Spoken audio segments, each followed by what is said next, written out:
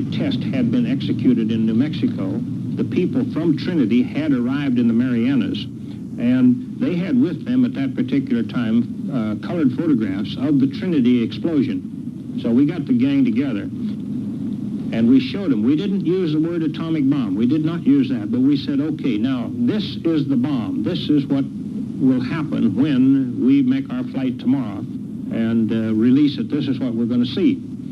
So with this preliminary indoctrination, we got into the airplane and took off.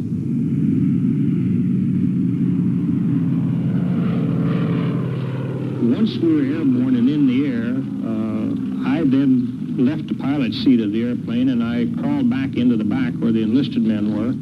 I got them all together back there, and we poured some coffee out of the thermos jugs, and I told them actually what we were doing and what we were carrying at that time.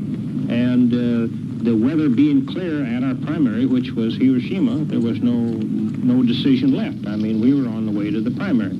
So that part of it was perfectly routine. As we came in from our initial point to the bomb release point, it was again routine. We were bothered not in the least by any kind of fighter opposition, no flak. We didn't see anything to cause us any concern, so that we were able to concentrate strictly on the bombing problem. The bomb was released.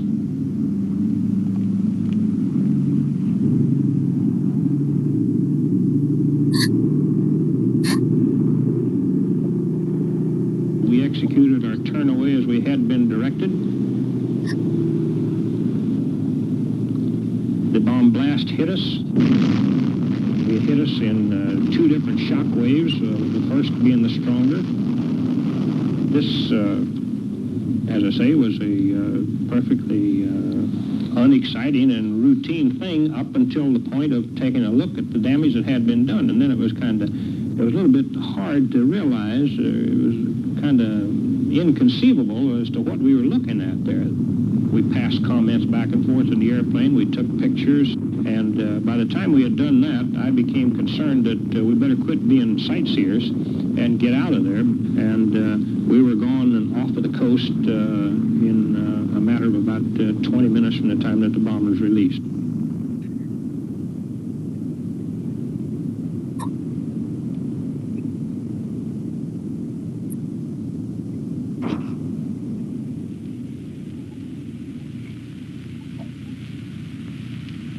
We have spent more than $2 billion on the greatest scientific gamble in history, and we have won.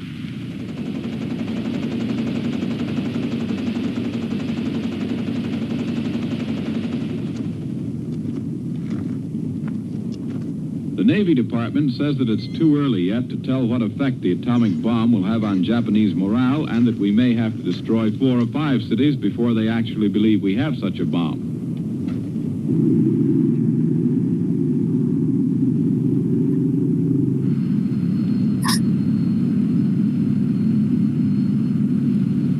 Having found the atomic bomb, we have used it. We shall continue to use it until we completely destroy Japan's power to make war. Only a Japanese surrender will stop us. It is an awful responsibility which has come to us. We thank God that it has come to us instead of to our enemies. And we pray that He may guide us to use it in His ways and for His purposes.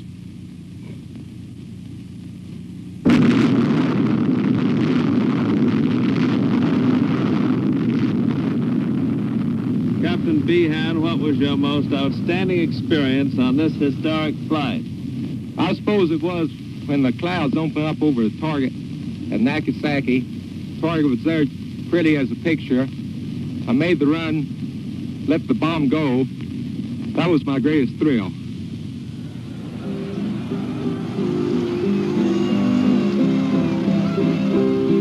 There was no atheist in a foxhole, and men who never prayed before lifted tired and bloodshot eyes to heaven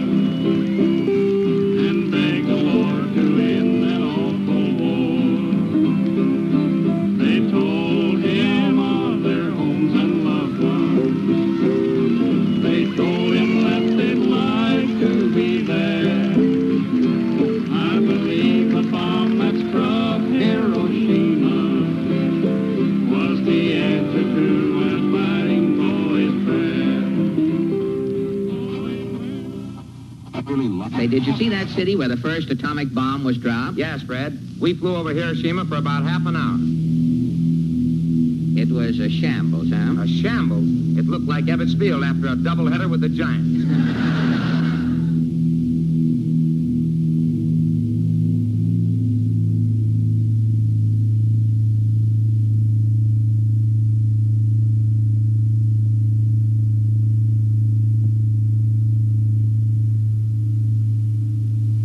The group had been told to select some targets in Japan that had not been bombed. In other words, they wanted virgin targets. And the reason behind it, even though not given to the group at that time, the reason behind it was that they wanted to be able to make bomb blast studies or bomb damage studies on virgin targets once the bombs were used.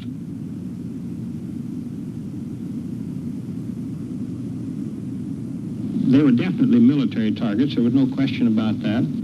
And they offered such a, well, you could almost say a classroom experiment as far as being able to determine later the bomb damage.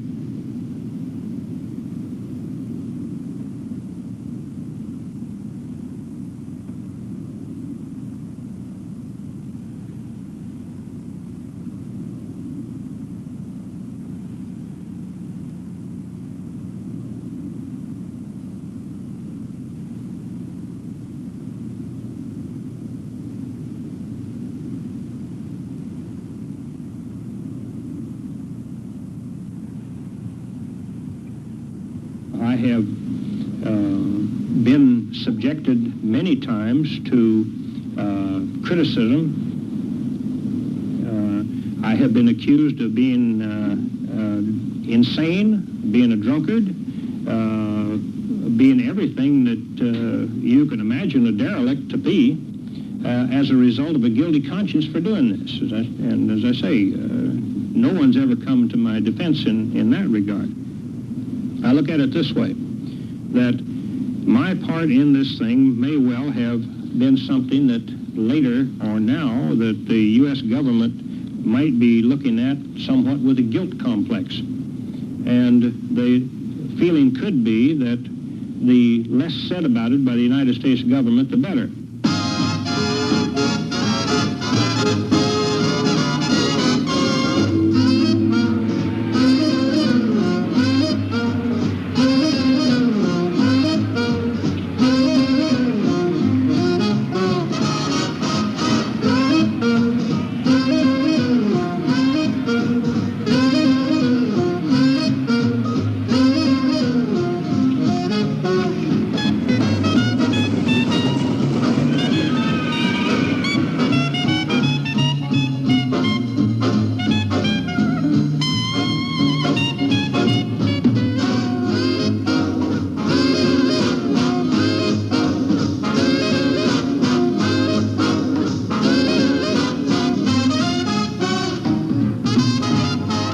June 30th, 1946. Almost time. Another 5 seconds. 2. 5:30. A spuming column of smoke 9 miles into the sky. Blinding light stronger than the sun. Bikini Atoll. Present site of Operation Crossroads and the 4th atom bomb explosion. Bikini Atoll, where 200 warships will be anchored, 140 planes, 200 goats, 200 pigs, 4,000 rats. How will this 4th bomb affect you? What do you know of this atom bomb?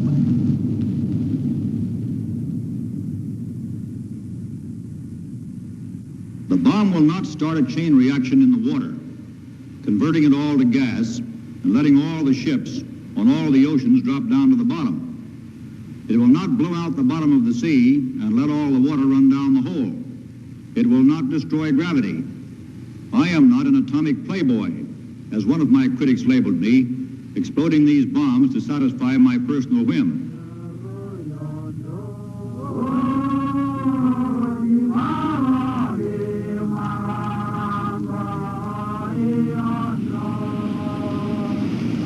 And thus the natives expressed to the people of the United States their despite the fact that the atoll of Bikini may be utterly destroyed come July the 1st. But to the natives, in their simplicity and their pleasantness and their courtesy, they're more than willing to cooperate, although they don't understand the world of nuclear energy any more than we do, and though they have no way of understanding what the test is all about.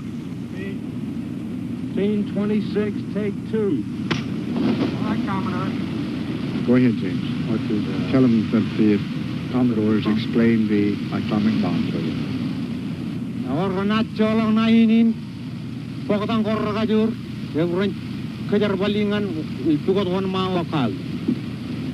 right, now, James, will you tell them that the United States government now wants to turn this great destructive force into something good for mankind, and that this experiments here at Bikini are the first step in that direction.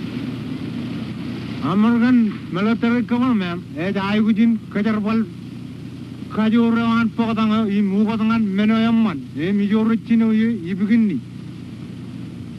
Now they have heard of our plan for their evacuation. Will you ask King Judah to get up and tell us now what his people think and if they're willing to go? Yago kumarrongo duawine karro air gna magud innen koi chuda gin kajid gin army jirana am duawine airlam. Duami lemana kijilangan rongri. Amman menodem jigirajilo benani. Everything's good, and they're willing to go, and everything is God's hand. Well, you tell them in King Judah that everything being in God's hands, it cannot be other than good. American officials discussed plans with the Bikini natives for the evacuation of the atoll. The islanders are a nomadic group and are well pleased that the Yanks are going to add a little variety to their lives. And here, by the way, you hear them singing their Marshallese version of You Are My Sunshine.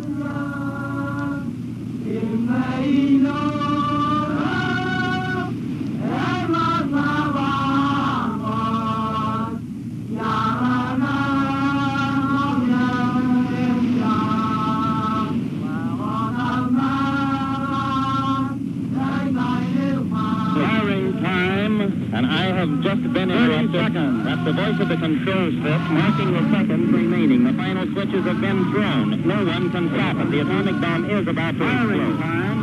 How it will sound, 20 seconds. We do not know how it's going to sound, but 42,000 men here are watching. All of the observer ships. 10 seconds. All of the observer ships are in position in the open sea. We're about 10 miles away. I 5 seconds. Target. 4, 3, 2, 1.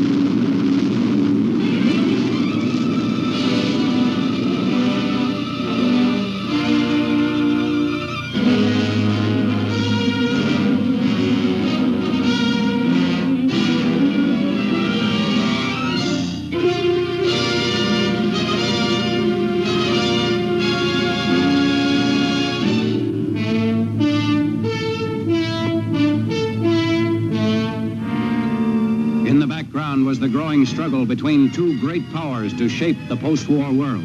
Soviet Russia was expensively stabbing westward, knifing into nations left empty by war.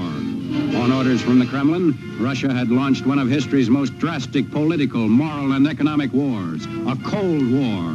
The United States was obliged to help Europe safeguard its traditional freedoms and the independence of its nations. Was the spirit of wartime unity that reached its peak on that historic afternoon in April '45 at the Elbe River in Germany. Here, two worlds actually met. But this coalition was to be torn asunder. Already an iron curtain had dropped around Poland, Hungary, Yugoslavia, Bulgaria. Ah, but this is Europe, you say. But let's see what can happen elsewhere in, say, the small town of Mosinee, Wisconsin. Peaceful, isn't it? But the red truncheon falls and the chief of police is hustled off to jail. Next, public utilities are seized by fifth colonists. Watch carefully what happens to an editor who operates under a free press. He goes to jail, too, and his newspaper is confiscated. Exit freedom of thought. Yes, this is life under the Soviet form of government. The little town of Mosinee made this experiment for 24 hours, a public service to all America. It can't happen here? Well, this is what it looks like if it should.